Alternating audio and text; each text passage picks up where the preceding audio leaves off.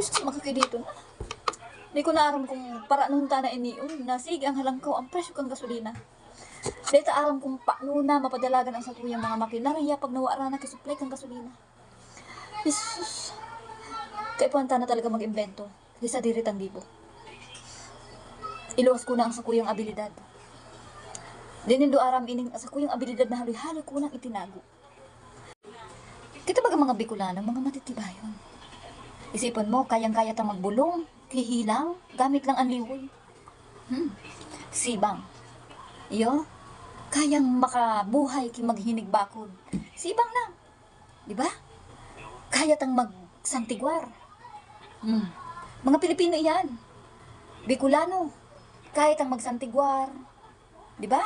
So what more kung iluwas tapaan sa tuyang mga abilidad. Ngunit, baluunin do ini. Pigaapod kong Bicolina. Kayang magpaandar ki mga sasakyan. Ano ka ining uning gigibuhon ko? Apodon ko yung Bicolina. Wait lang ining alcohol.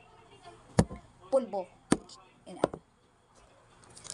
So, ining mineral water, bibiyuon ta ng iniligdig. Tapos, lagan ta ning alcohol, mga 2 kupsit. Tapos, pulbo. Tapos, epicacent oil. Ining epicacent oil, iguin ning anong avocado sa laog. Ini ang sikreto. Na kayang pumaandar ki motor.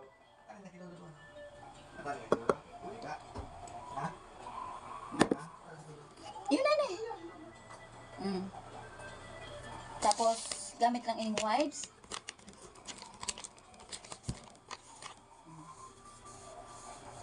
Papatuson lang ini.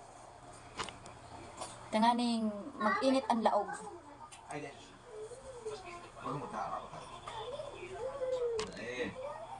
Ngunyan, tao-tao rin ta?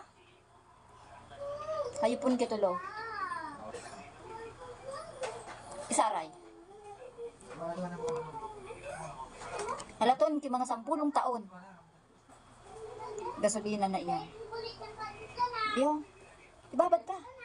10 taon tang ibababad. Bicolina na yan. Hindi naman ko matubod. Pag ako nakapaandar, may presyoan ko inikimahal. Baka lunindo ang abilidad ko. Bicolina. Saray tayo ini.